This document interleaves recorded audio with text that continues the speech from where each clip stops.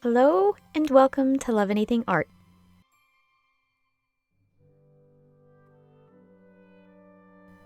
I'll begin by rolling out a ball of blue and a ball of white pearl.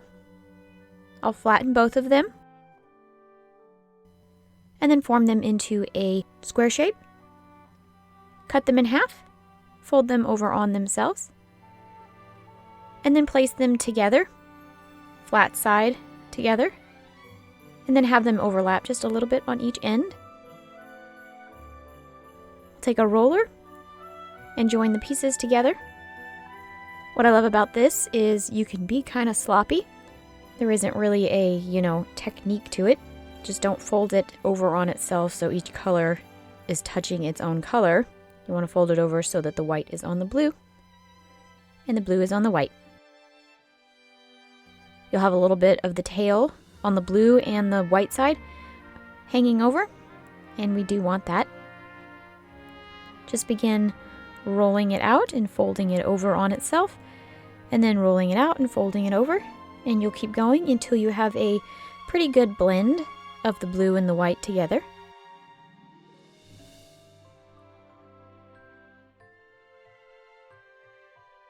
This is what it kind of looks like. It doesn't have to be perfect. That's what I love about this. It's just fold it in half once you have it into kind of a rectangular shape. And then just give it a gentle roll. You want to make it a little bit longer and thinner.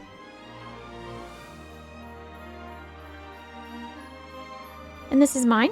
And don't worry about the air bubbles. They'll work themselves out.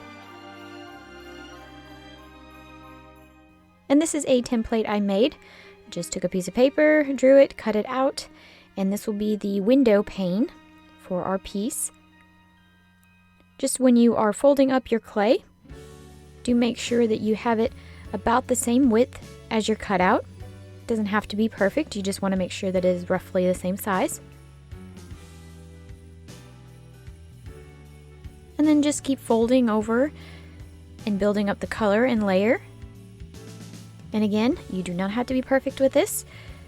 We do kind of want the colors to not be fully blended. Just start working it to get all of those layers stuck together.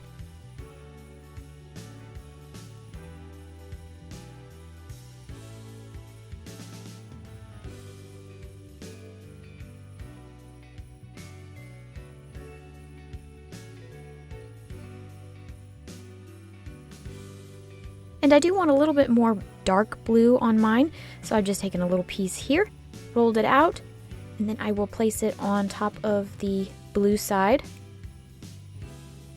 It doesn't have to be perfect. Just get that on there. And then again, just work the pieces into each other. And if you wanted more white on the other side, you could do that too.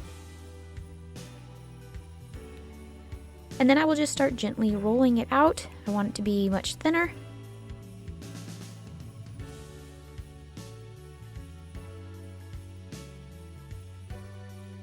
And once I have done that, I'll just decide which side I like the best.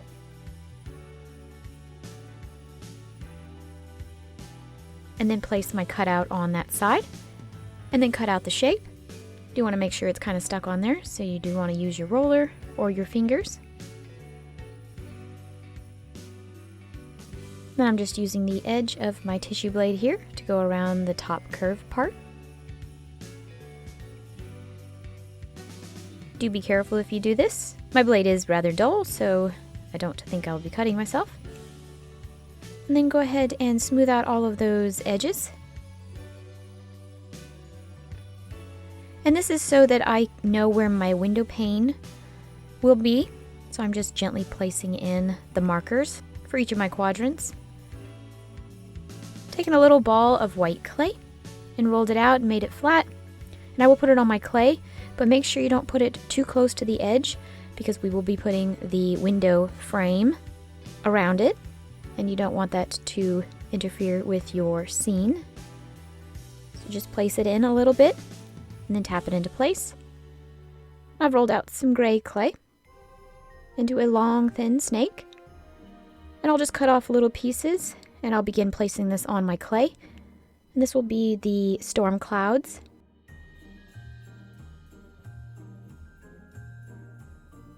Now that I have a little thin piece, I'll put it directly over my moon and then a little bit onto the blue clay too. And you don't want these slivers to be too thick. You want it to be pretty flush with the blue clay. Just take your tool, whatever you have. I have this little flat one. And I'll just begin smearing or smudging out the storm clouds into more of a cloud-like puffiness. Be careful when you're going over the moon.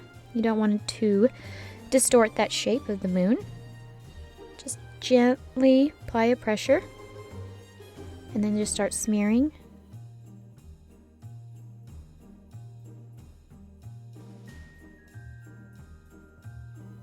Want them to be kind of wispy.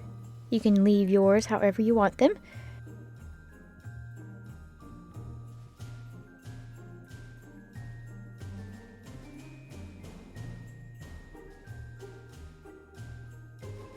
And I've made a couple little areas.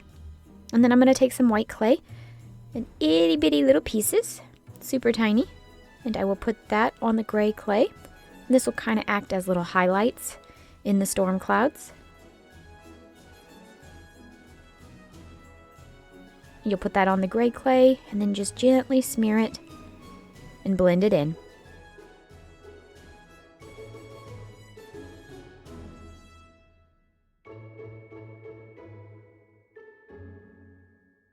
And then you can just use your finger and just gently push everything into place to make it all nice and smooth. And again with the white clay, I'm going to add little highlights to the snowbank below. Maybe some fresh snow has fallen, so you want that to be kind of highlighted in the area. I'll just take little pieces, the same way I did the clouds, roll them out and place them on the clay, and then just smooth everything into place. You want it to be rather smooth.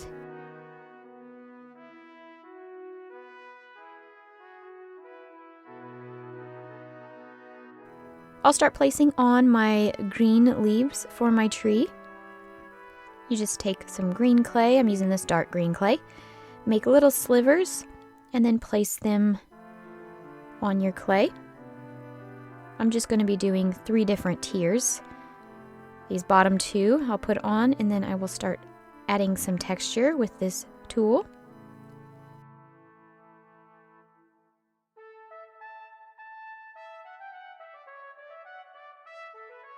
Once I have them textured and smeared out to make them look like little branches, I'll start adding on my tree stem. So take some brown clay, rolled it out, and placed it right there down the middle. And then go ahead and pat it into place, and you can add some texture with your tool.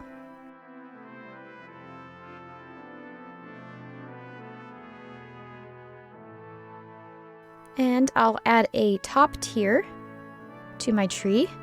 Taking a little piece of green, cut it in half, and added a tiny little sliver there at the top. And then I'll start adding texture, and I'll make it come to a point at the top, so it'll kind of look like a little triangle on the top of my tree. And then I'm going to put a layer over the brown clay down the center, right where my branches are, just to give it a little bit of depth. And again, with the snow and highlight, I'll take a little sliver of white clay, place it on just the green part of the clay, and then use my tool to start adding some texture in there. You can add as much or as little as you like. It's a snowy scene, so I kind of want it to be really snowy. I've rolled out 3 balls of white clay, a small, medium, and large. Place them on my clay, and make sure they are on there nice and smooth and patted into place. And you have a little snowman. This is some candy cane I made in my first holiday video. I'll leave a link for that in the description box below so you know how to make it.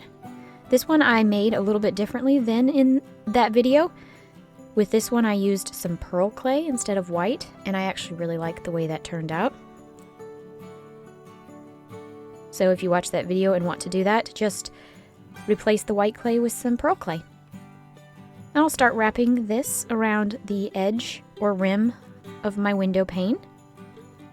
Once I get to the end, I will mark off where it needs to connect and then go ahead and cut off that piece. And then join those two pieces together. You can smooth it out if you want to, but it will make your candy cane pattern a little bit smudged. So I'm just connecting them as best as I can so you can't see the connection. And then I've taken the candy cane again and rolled it out just a little bit thinner. And this will be the pane that goes down the middle. So you just want to measure out how much you'll need and then cut off a section and then begin placing that down the middle where we made those lines previously. You'll make one top to bottom and then side to side. And then just pat everything into place and make sure everything is the way you want it. I've rolled out 3 balls of red clay and then I made some little leaves. To make the leaves, I just took a little piece of green clay, rolled it into a pill shape and flattened it. And then on each of the sides, directly in the middle, I'll put a little notch. And then again at the top, on each side, I'll put a notch. And then at the bottom, I'll also do the same.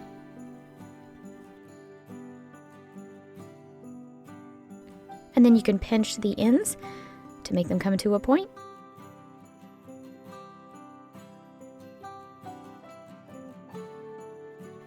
And I'm going to place these at the top of my window.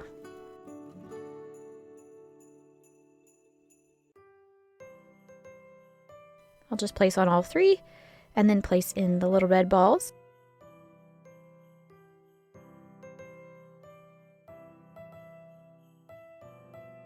And since I'll be making this into a pendant, you can do earrings too. I'll just place in the eye hook at the top and then I will bake my piece.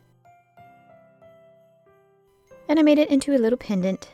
I hope you enjoyed this video and all of my 25 videos I made for this holiday season. I had a lot of fun coming up with all of these ideas.